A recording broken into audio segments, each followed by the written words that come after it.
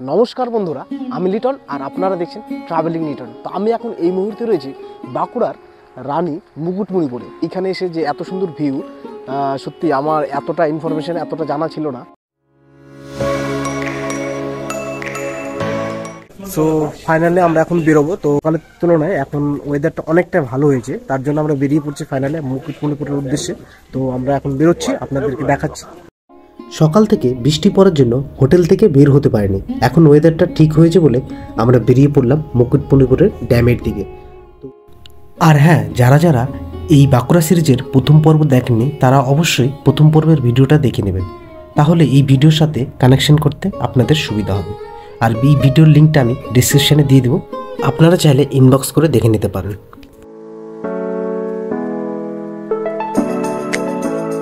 আমরা একদম এখন ড্যামের একদম সামনে রয়েছি। তার আগে একটা পারমিশন নিতে হয় এখানে ঢোকার আগে। তো আমাদের ড্রাইভাররা চলে গিয়েছেন, তো উনি এখানকার সবই জানেন, যেহেতু উনি এখানকার লোকাল, তো উনি সব পারমিশন করিয়ে নিচ্ছে। আর এইখানকার ড্যামের ভিতরে প্রবেশ করতে করতে আপনাদেরকে লোকেশনটা আবার শেয়ার করে দিচ্ছি। মুকুটমণিপুর হলো পশ্চিমবঙ্গের বাঁকুড়া জেলার একটি গ্রাম তথা পর্যটন কেন্দ্র। আর একে কিন্তু বলা হয় বাঁকুড়ার রানী মুকুটমণিপুর। এটি বাঁকুড়া স্টেশন থেকে 50 কিলোমিটার দূরে অবস্থিত। বাঁকুড়া স্টেশন থেকে আপনারা চাইলে বাসেও আসতে পারেন এবং আপনাদের পার্সোনাল গাড়িতেও আসতে পারেন। বাসে প্রায় 2 ঘন্টার মতো সময় লাগবে, আপনারা চলে আসতে পারেন। সো ফাইনালি আমরা চলে আসলাম এই মুকুটমণিপুরের ড্যামের একদম ভিতরে প্রবেশ করে গেছি। আর এইখানকার দৃশ্যটা জাস্ট আপনাদেরকে দেখাচ্ছি, দেখতে থাকুন। কত সুন্দর ভিউ, জাস্ট দেখতেই পাচ্ছেন। আর একটু কুয়াশাচ্ছন্ন ছিল এই দিনটা, আমরা যেই দিন গিয়েছিলাম এটা ফেব্রুয়ারি মাস ছিল 2024-এর। আর দেখতেই পাচ্ছেন ঘন কুয়াশা, এই পার থেকে ওপার দেখা যাচ্ছে না। আর এইটা ছিল মার্কেট। এইখানকার ভিউটা জাস্ট দেখতেই পাচ্ছেন। এইখান থেকে শুরু হলো এই বাচ্চার দৈর্ঘ্য 12 কিলোমিটার দৈর্ঘ্য। জাস্ট এটা আমার জানা ছিল না কতটা বড় ড্যাম হতে পারে 12 কিলোমিটার দৈর্ঘ্য। আপনার জাস্ট দেখে বুঝতেই পারছেন হয়তো। আর একটা ইনফরমেশন আপনাদের সাথে শেয়ার করে দিই, যারা বাসে আসবেন, যেহেতু এটা 12 কিলোমিটার দৈর্ঘ্য, এই ড্যামটা কিন্তু পায়ে হেঁটে ঘোরা সম্ভব নয়। তা আপনারা চাইলে এখানে এসে টোটো করে নিতে পারেন। এইখানে টোটো কিন্তু সবসময় অ্যাভেলেবেল থাকে, আর আপনারা চাইলে ইচ্ছা মতো করে ভাড়া করে নিয়ে ঘুরতে পারেন। আর যেহেতু এটা 12 কিলোমিটার দৈর্ঘ্য আর প্রচুর স্পট রয়েছে মিডল বরাবর, আপনারা ভাড়া করে ঘুরতে পারেন।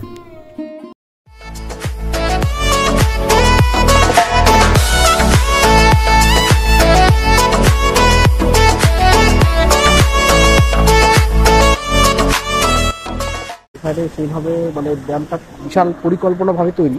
আমি দেখে অবাক, আমার এতটা ইনফরমেশন জানা ছিল না যে মুকুটমণিপুর সম্বন্ধে। তো মুকুটমণি বাঁকুড়ার রানী বলা হয় মুকুটমণিপুরকে, তো কেন বলা হয় তো সেটা আজ এখানে এসে জানতে পারলাম। সত্যি কথা বলতে এটা সম্বন্ধে আমার কোনো ধারণাই ছিল না, কিন্তু এই সাইডের ভিউটা জাস্ট আপনাদেরকে দেখাচ্ছি, কতটা সুন্দর লাগছে সেটা। এই কুয়াশা আছে বলে আমি বোঝাতে পারছি না। এই ড্যামটি কিন্তু দুটি নদীর মিলনস্থলে সম্ভব হয়েছে। কংসাবতী ও কুমারী নদী, এই দুটি মিলিত হয়েই কিন্তু এখানে জল সংরক্ষণ করে রাখা হয়।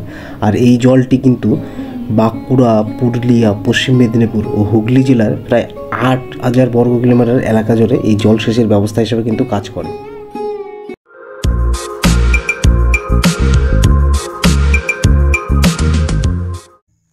আমরা এখন রয়েছি একদম ড্যামের মিডিল বরাবর। আর এখানে কিন্তু রয়েছে ছোট্ট একটা পার্ক, গাছপালা দিয়ে সাজানো গোছানো।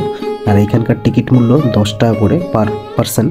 তো আমরা এখানে টিকিট কেটে ফাইনালি এখন উঠছি উপরের দিকে। আর এইখান থেকে ভিউটা কেমন লাগে সেটা আপনাদের সাথে শেয়ার করছি। দেখতেই পাচ্ছেন বেশ উঁচু, অনেকটা সিঁড়ি উঠতে হবে আমাদের বেয়ে। আমার সাথে রয়েছে বিশ্বদা। নিচের রাস্তাটা ওইখান দিয়ে আমরা উঠলাম, এই ড্যাম দিয়ে এইখান দিয়ে উঠে তারপর আমরা এখানে আসলাম। এখানে এসে প্রচুর লোকজন রয়েছে, সামনে দেখতে পাচ্ছি কয়েকজন। চলুন সামনে দেখাচ্ছি আরও কি রয়েছে। এই হচ্ছে ড্যামের পরিস্থিতি। এখন জল অনেকটা কম রয়েছে, বর্ষার সময় নাকি লেভেল হয়ে যায় অনেকটা, লেভেলের একটু কম তখন। এতক্ষণ কিন্তু এখানে হাওয়া ছিল না, তো এখন আস্তে আস্তে ধীরে ধীরে হাওয়া বইছে, একটু ঠান্ডাও লাগছে আর কি। ও ভাই, সত্যি কথা বলতে আমার বেশ ভালো লেগেছে, আমি স্যাটিসফাই এখানে এসে। সামনে একটা এরকম বসার জায়গা রয়েছে, তো এই জায়গাটা উঠে দেখব ঠিক কেমন লাগছে এখান থেকে ভিউটা। মানে এইখানকার গাছপালাগুলো সত্যি হয়ে যাচ্ছে দারুণ দারুণ লেভেলের। এই যে উঠছি এখানে, মানে বুঝতে পারছেন যেখানে যাচ্ছি আমি একাই, কেউ নেই। বিশ্বদার মতো ঘুরছে, আমি আমার মতো ঘুরছি। আর এইখান থেকে ভিউ ভাই ও সেরা।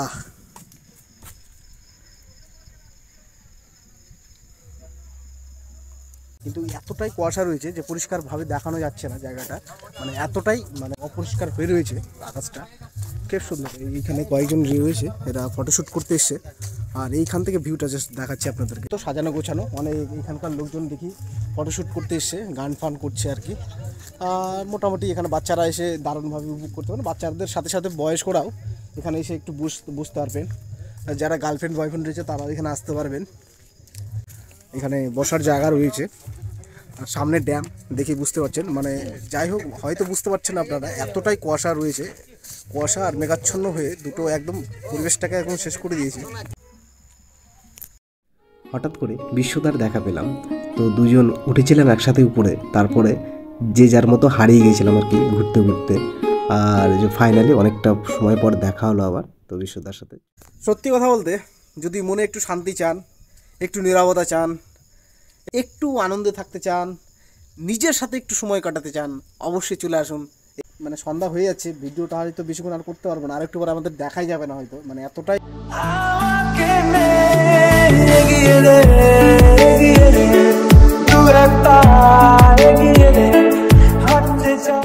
এই পরেশনাথের মন্দির রয়েছে এইখানটায়, বেশ সুন্দর লাগছে আর কি।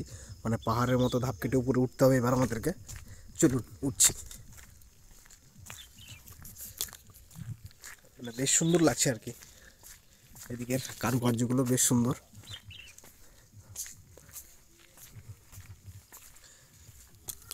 বেশ কয়েকটা সিঁড়ির ধাপ রয়েছে।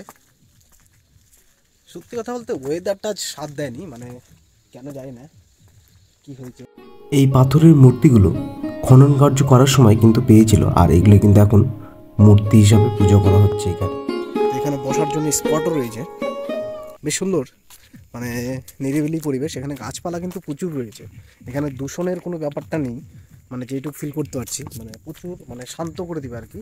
যদি অতিরিক্ত গরমে আমরা এখানে আসি নিজেদেরকে শান্ত করাতে, তো অনেকটাই একটা ভালো প্লেস বলতে পারেন। তো এখানে আপনারা সত্যি আসতে পারেন, বিশেষ করে গরমের দিনে। মানে এখানে যে গাছপালা রয়েছে, অনেক গাছপালা রয়েছে। আমি ডুবেছি সমুদ্রে, জানি না যাব কতদূরে এখনো।